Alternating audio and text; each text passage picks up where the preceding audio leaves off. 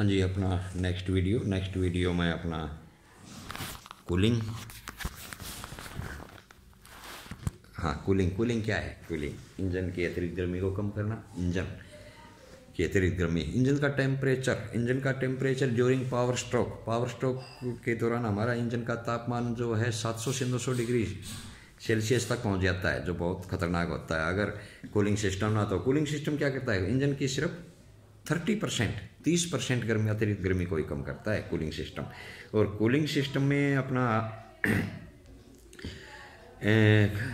Cooling system के component में अपना मान लीजिए ज़्यादातर इसमें +2 में आएगा। कूलिंग सिस्टम में क्या क्या डिफेक्ट आ सकते हैं, क्या क्या डिफेक्ट में इसके कंपोनेंट को याद रखो। आप कहाँ से शुरू कर देते हैं? रेडिएटर से शुरू कर देते हैं। रेडिएटर में अपर टैंक, लोअर टैंक, अपर होज, लोअर होज, फेंस, वाटर पंप के बाद अपना रेडिएटर फैन, इसके आगे आ जाएगा अपना थर्मोस्टेट वाल्व, फिर वाटर जैकेट से फिर अपना पानी जो होता है वह कहाँ आ जाता है? वापस रेडिएटर में आ जाता है। ठीक है।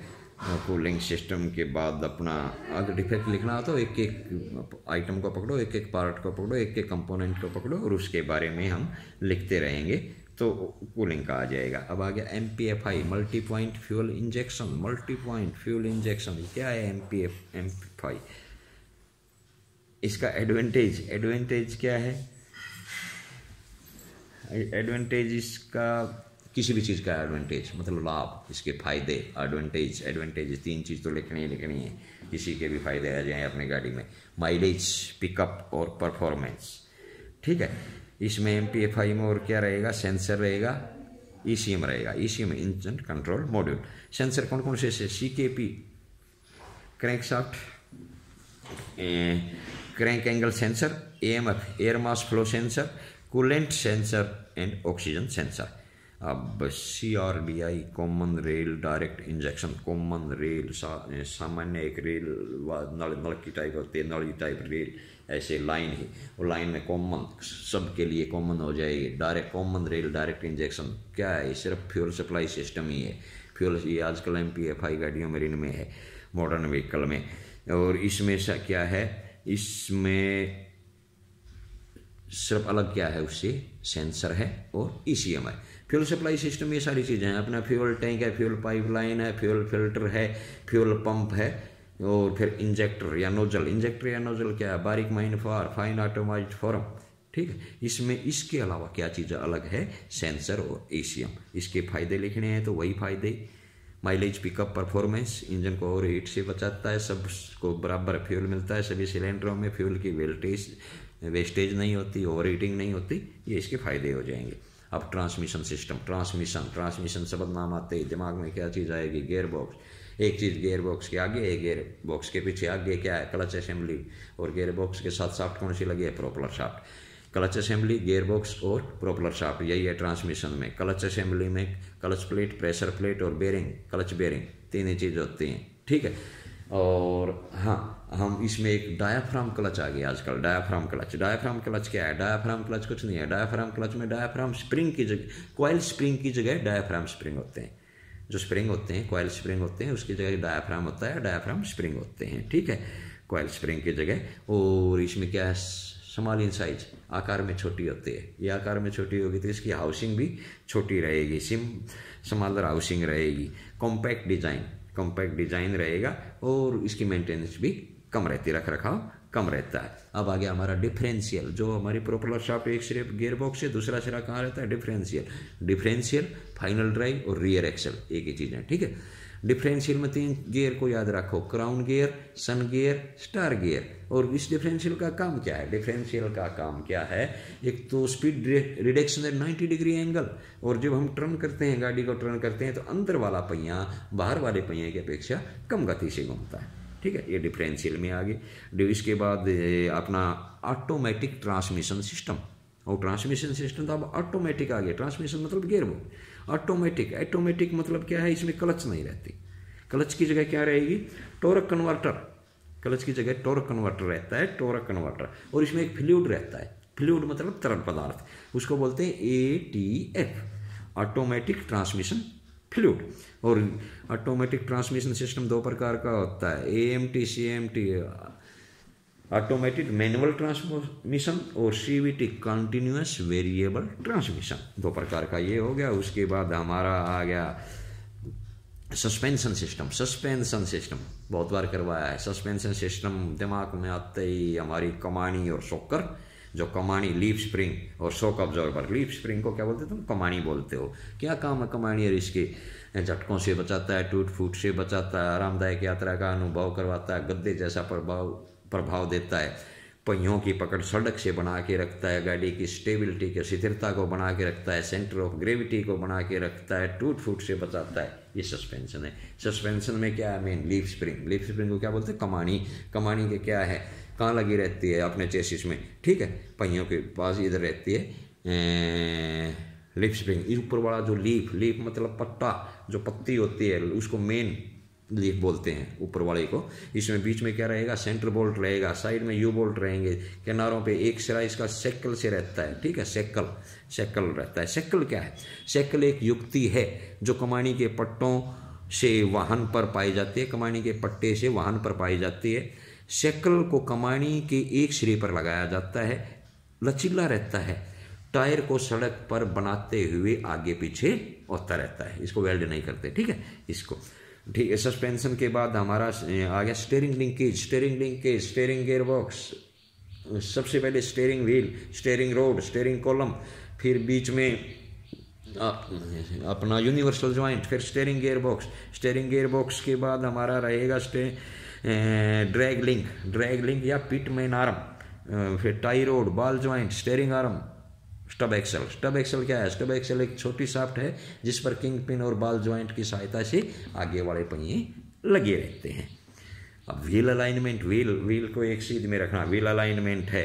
पर्पज क्या है कि रिड्यूस, जो नहीं तो टायर अपने घिस जाएंगे, एक तरफ से ज़्यादा घिस जाएंगे, एक तरफ से कम घिस जाएंगे, टायर ज़्यादा घिसेंगे, इसको कम करना है, व्हील अलाइनमेंट से कम होता है। और व्हीकल को एक स्ट्रेट रखना है, सीधा रखना है। और कैम्बर क्या है? कैम्बर एंगल क्या है? जो फ्रंट व्हील है, जो आगे वाला पहिया है, आगे वाले पहिए को ऊपर से अगर थोड़ा टिल्ट कर देंगे, टिल्ट मतलब थोड़ा मोड़ देंगे, ऊपर से थोड़ा मोड़ देंगे तो क्या हो जाएगा? कैम्बर एंगल हो जाएगा। अगर ये आउटसाइड बाहर की तरफ मुड़ा है तो ये पॉजिटिव है, अंदर की तरफ मुड़ा है तो नेगेटिव है। और टोइन क्या है? टो आउट होता है मेजरमेंट या माप, जो यह दर्शाता है कि सामने वाला पहिया और पीछे वाले पहिए को सीधे आगे की स्थिति में कितने अंदर की ओर या बाहर की ओर हैं। दोनों पहियों का वो देख लेंगे, अंदर की तरफ या बाहर की तरफ कौन से पहिए कितने हैं। ये जो जब पहिए का आगे का भार अंदर की ओर घुमाया जाता है, आगे का भार अंदर की ओर घुमाया जाता है तो ये क्या दिखाता है? टोइन। जो पहिए का बाहर की तरफ घुमाया जाता है तो टो आउट हो जाए। दोनों पहियों के उसकी रहती है टो आउट। एक प्रश्न आया था, फ्रंट एक्सल और रियर एक्सल के बीच की दूरी को क्या कहते हैं? उसको बोलते हैं व्हील बेस या व्हील का आधार, बेस आधार। अब इलेक्ट्रिकल के बहुत जरूरी हैं। इलेक्ट्रिकल के प्रश्न में सबसे पहले आता है रजिस्टर क्या है? विद्युत के प्रभाव को कम करता है। Register reduce the current flow. और फिर कंडेंसर जो पंखे वगैरह में भी छोटी ही ढोलकी जो सेल टाइप लगा रहता है वो कंडेंसर है। कंडेंसर क्या है? संपर्क बिंदुओं पर आर्किंग से बचने के लिए प्रयोग किया जाता है। संपर्क जो कॉन्टैक्ट पॉइंट हैं उनमें चिंगारी ना निकले उसके लिए क्या किया जाता है? कंडेंसर। फिर थर्मासीटर होता है तापमान में परिवर्तन के अनुसार प्रतिरोध बदलता है, थर्मासीटर। फिर एक आ गया डायोड क्या है? डायोड क्या है? जो विद्युत के प्रवाह को सिर्फ एक दिशा में जाने की इजाजत देता है। विद्युत करंट फ्लो को सिर्फ वन डायरेक्शन में जाने को अलाउ करता है। एमीटर क्या काम आता है? एमीटर क्या है? जो विद्युत के प्रभाव को मापता है। इलेक्ट्रिक करंट को मापता है। करंट किस चीज से मापते हैं? एमीटर से। और करंट की इकाई क्या है? एम्पियर। फ्यूज क्या है? फ्यूज घरों में भी लगे रहते हैं। फ्यूज एक नरम धातु का बना रहता है, एक सेफ्टी डिवाइस है। इलेक्ट्रिकल सर्किट के लिए, इलेक्ट्रिकल सिस्टम के लिए एक सेफ्टी डिवाइस है। जब करंट सीमा के ऊपर हो तो फ्यूज करंट को डिस्कनेक्ट कर देता है। जब ज़्यादा करंट आता है तो ये अपना सिस्टम को, फ्यूज को, उसको करंट डिस्कनेक्ट, उसको काट देता है। वह सर्किट को उच्च करंट से रक्षा प्रदान करता है। हमारी इसके बाद फिर उसके बाद केबल बहुत ज़रूरी है। केबल 3 प्रकार की होती हैं। ऑटोमोबाइल में केबल 3 प्रकार की होती हैं। एक होती है अपनी starting system cable, general purpose cable और हाई टेंशन केबल। 3 प्रकार की केबलें हैं। इनका रंग कलर कोड होता है। रंग जरूर याद रखना, कौन सी केबल किस रंग की केबल कहाँ यूज होती है। जो ब्राउन या भूरे रंग की केबल है उसका प्रयोग होता है बैटरी सर्किट में, ब्राउन बैटरी सर्किट में, येलो जनरेटर में, व्हाइट इग्निशन सर्किट में, ग्रीन एक्सालरी या सहायक सर्किट में, ब्लू हेडलैम्प सर्किट में और ब्लैक अर्थिंग में यूज होती है। अब इसके कुछ वायरिंग हार्नेस का है। वायरिंग हार्नेस एक तारों का गुच्छा है, बहुत जटिल सिस्टम होता है। तारों गुच्छा, गुच्छे को पीवीसी टेप में लपेटा जाता है। पीवीसी होता है पॉलीविनाइल क्लोराइड, उस टेप से लपेटा जाता है। इसकी गड़बड़ क्या है, अगर सिस्टम में खराबी आ जाती है, वायरिंग हार्नेस में खराबी आ जाती है, एक तार में खराबी आ जाती है तो इसको डिफेक्ट होना मुश्किल हो जाता है, क्योंकि गुच्छा टाइप रहता है। और इलेक्ट्रिक टेस्ट इक्विपमेंट, विद्युत मापन उपकरण कौन कौन से हैं। सबसे पहले एक जंपर वायर। जंपर वायर क्या, एक सिंपल तार है जिसके दोनों सिरों पर क्लिक लगी रहती है, एक पॉजिटिव होती है और एक नेगेटिव। सिंपल तार वाला होता है जिसको हम जंपर वायर बोलते हैं। फिर एक टेस्ट लाइट, टेस्टर होता है। फिर एक लॉजिक प्रोब। लॉजिक प्रोब क्या है, टेस्टर की तरह होता है, बस उसमें 2 तारें लगा दी हैं, 2 तार दे रखे हैं जिसपे 3 एलईडी लगा दी हैं। 3 एलईडी 3 रंग की बल्ब हैं, जैसे लाल, हरी और पीली। ये लॉजिक प्रोब है। एक इसमें आता है विद्युत मापक उपकरण एमीटर, मल्टीमीटर जो टूल किट में भी दिया था। मल्टीमीटर विद्युत में 3 ही चीज़ मापते हैं, बिजली में मापने की 3 ही चीज़ होती है, करंट, वोल्टेज और रेजिस्टेंस। किस चीज़ से मापते हैं, मल्टीमीटर से। बैटरी के बारे में रख रखाव आ सकता है, मेंटेनेंस। बैटरी क्या है, बैटरी इलेक्ट्रोकेमिकल डिवाइस है, 12 वोल्ट डीसी करंट की होती है। पूरा सिस्टम हमारा गाड़ियों का किससे चलेगा, बैटरी से ही चलेगा, ठीक है। बैटरी में इलेक्ट्रोलाइट कौन सा होता है, सल्फ्यूरिक एसिड, H2SO4, लेड और कॉपर की प्लेटें होती हैं, सेपरेटर रहता है। टॉप अप किससे करते हैं, डिस्टिल वाटर से। 2 टर्मिनल्स होते हैं, एक पॉजिटिव एक नेगेटिव। 2 तारें होती हैं, एक लाल और एक काली, ठीक है। इसका रख रखाव में क्या है, इसकी सबसे पहले इसकी क्लीनिंग है, साफ सफाई बहुत ज़रूरी है। साफ सफाई, इसको चारों तरफ से इसके साफ सफाई करेंगे। टर्मिनल बहुत गंदे हो जाते हैं, ग्रीस जम जाता है। इसको इमरी पेपर से या गर्म पानी से इसको साफ करेंगे। साफ करके टर्मिनल पे हम क्या करेंगे, ग्रीस लगाएंगे, ग्रीस या जेली PX7। और इसका जो कनेक्शन है, जो वायर है, एक नीली है और एक काली है और एक लाल है, उसको अच्छी तरह से टाइट करेंगे। लूज कनेक्शन नहीं होना चाहिए, आपस में टर्मिनल को टच नहीं करेंगे। और handle with care top up करेंगे डिस्टिल वाटर से। कहीं लीकेज वगैरह तो नहीं, इसको देखेंगे, इसमें गैस वगैरह निकलती हैं, वो कहीं आग या दिया सलाई का प्रयोग नहीं करना है। ऑर्नामेंट पहन के काम नहीं करना है। हैंडल विद केयर सावधानी पूर्वक उठाना है। इसके ऊपर कोई काम करके स्पिनर वगैरह नहीं रखना, नहीं तो शॉर्ट सर्किट हो जाएगा। इसको टॉप अप डिस्टिल वाटर से करेंगे। और बैटरी में क्या, इसके जो कनेक्शन है उसका ध्यान रखना है। जब बैटरी को निकालते हैं तो पहले अर्थिंग केबल को पहले खोलेंगे और लगाते समय अर्थिंग केबल को लास्ट में लगाएंगे, ठीक है। और बैटरी टेस्ट परीक्षण, मतलब इसके टेस्ट कैसे करेंगे, इसका परीक्षण कैसे करेंगे। बैटरी के टेस्ट होते हैं 4 टेस्ट। बैटरी हमारी सही है या नहीं है। सबसे पहले इसका टर्मिनल टेस्ट होता है, कनेक्शन वगैरह लूज कनेक्शन तो नहीं है, ठीक है। लूज इसको टाइट कर देंगे, काफ़ी फर्क पड़ता है टाइट करने से, लूज नहीं रखना चाहिए। लीकेज टेस्ट, लीकेज तो नहीं है, लीकेज टेस्ट करते हैं। फिर इंसुलेशन टेस्ट, इसका इंसुलेशन टेस्ट होता है। और नंबर 4 होता है इसका specific gravity test. Specific gravity किस चीज़ से चेक करते हैं, हाइड्रोमीटर से, ठीक है। हाइड्रोमीटर से स्पेसिफिक ग्रेविटी चेक करते हैं। एक फुल्ली चार्ज बैटरी की, पूरी चार्ज बैटरी है तो उसकी स्पेसिफिक ग्रेविटी कितनी होनी चाहिए, 1.260 से 1.280 तक, मतलब 1.260 से 1.280 तक, ठीक है। इसका टेस्ट परीक्षण इसका हो जाएगा। इसके बाद हमारे कुछ फुल फॉर्म है बहुत ज़रूरी हैं, जैसे MPFI multi point fuel injection, ESM engine control module, CRDI common rail direct injection, LCD liquid crystal diode, LED light emitting diode, PVC polyvinyl chloride, EPS electric power steering system, LDR light dependent